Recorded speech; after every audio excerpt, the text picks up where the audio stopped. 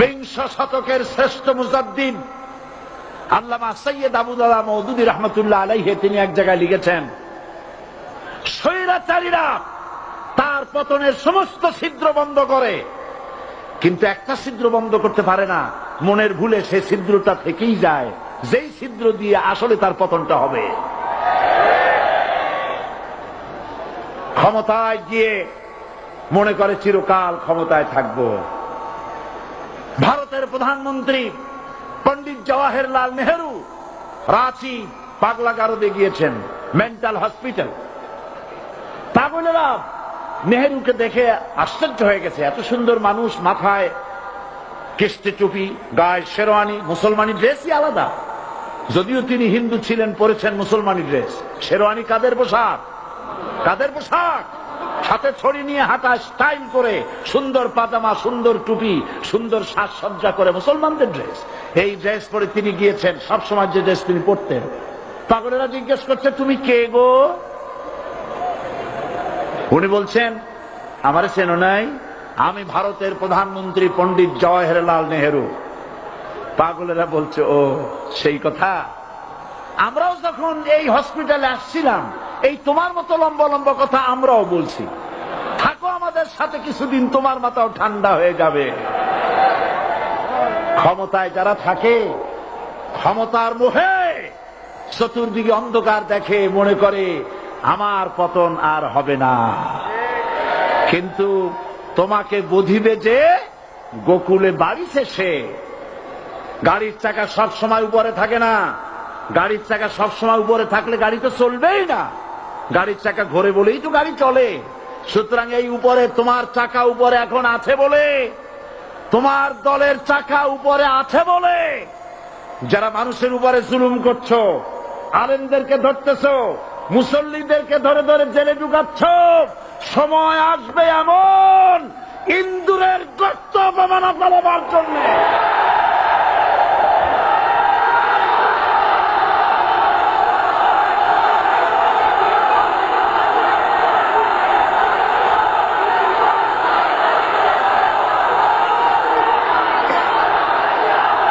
আবু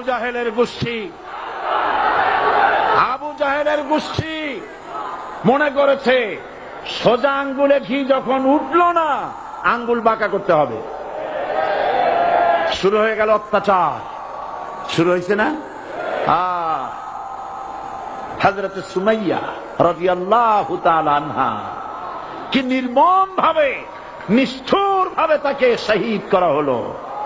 খাব্বাব, হুবাইব, হযরত খাব্বাব রাদিয়াল্লাহু তাআলা আনহুকে দেখে হযরত ওমর একদিন বলছিলেন, খাব্বাব তোমার পিঠে এত গর্ত কেন? এত গর্তওয়ালা পিঠ আর এত চিকুন কোমর আমি তো জীবনেও দেখিনি।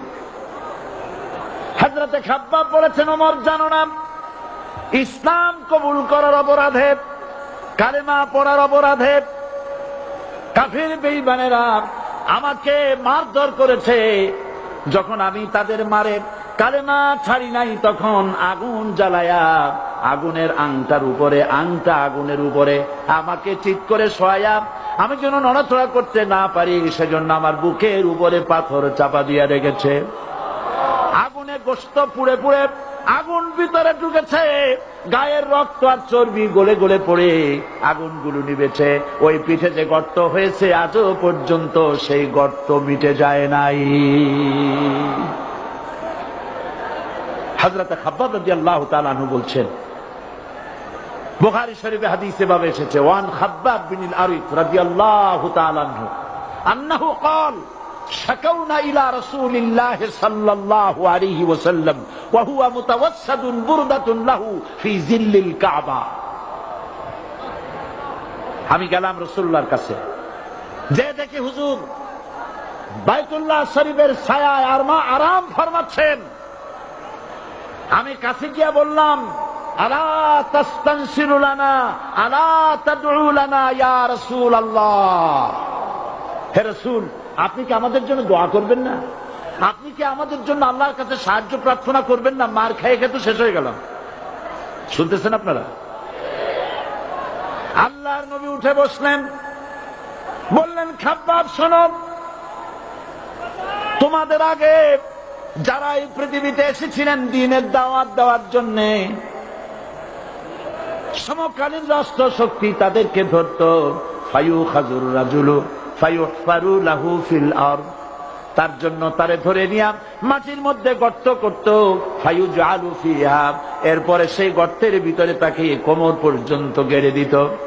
সুম্মা ইউতা বিল মানশার, এরপরে করাত আনা হতো, ফায়ুদাউ আলা রাসিহি, এরপরে করাতটা মাথার উপরে রাখা হতো, ফায়ুজআলু নিসফাইন, এরপরে করাত দিয়া চিরে চিরে দিত, মানুষটাকে দ্বিখণ্ডিত করে ফেলে দিত।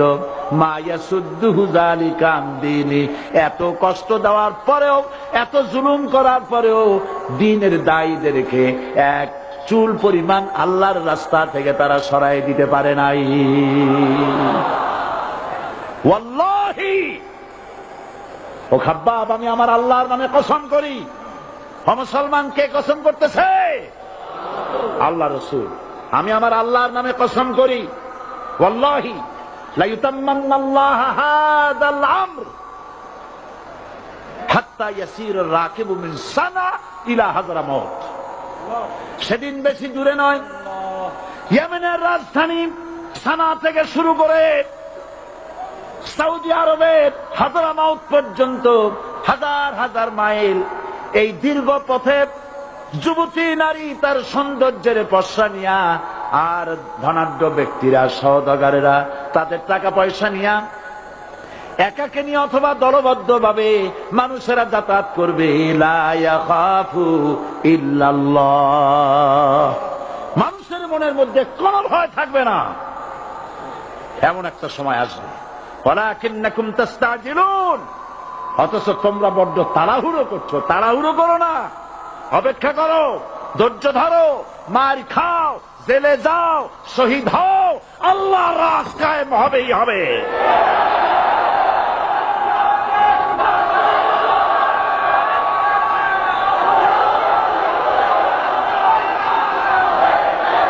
বিল্ডিং থেকে শিক্ষা গ্রহণ করুন। বিল্ডিং, ইমারত, দালান থেকে শিক্ষা গ্রহণ করুন। এই যে একটা দালান আছে না পাশে, দেখতে পাচ্ছেন? এই দালান কি দিয়ে তৈরি করা হয়েছে বলেন? ইট। সমস্ত ইটেরা যদি ধর্মঘট করত, আমরা কেউ মাটির তলায় যাব না, কেউ আমরা আগুনে পুড়ে ঝামা হব না, পিক হব না, কেউ আমরা টুকরা টুকরা হব না, সবাই থাকবো উপরে উপরে, তাহলে কি দালান হইতো নাকি? এই বিল্ডিং নির্মাণ করতে গিয়া ইটের যে স্যাক্রিফাইস, হাজার হাজার ইটকে পিক হতে হয়েছে, পুড়ে যেতে হয়েছে, খোয়া হতে হয়েছে, ভেঙে টুকরা টুকরা হয়ে 50 ফিট মাটির নিচে যেতে হয়েছে, তারপরে ইমারত গঠন হয়েছে, সুন্দর দালান তৈরি হয়েছে।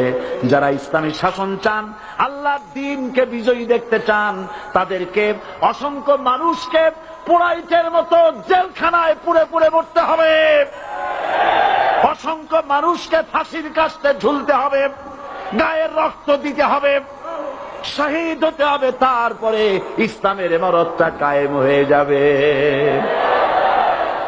শায়ের, কবি কি সুন্দর করে বলছেন, কবি সুন্দর করে বলছেন, ये शहादत गाहे उल्फत में कदम रखना, ये शहादत गाहे उल्फत में कदम रखना, लोग समझते हैं आसा है मुसलमान होना।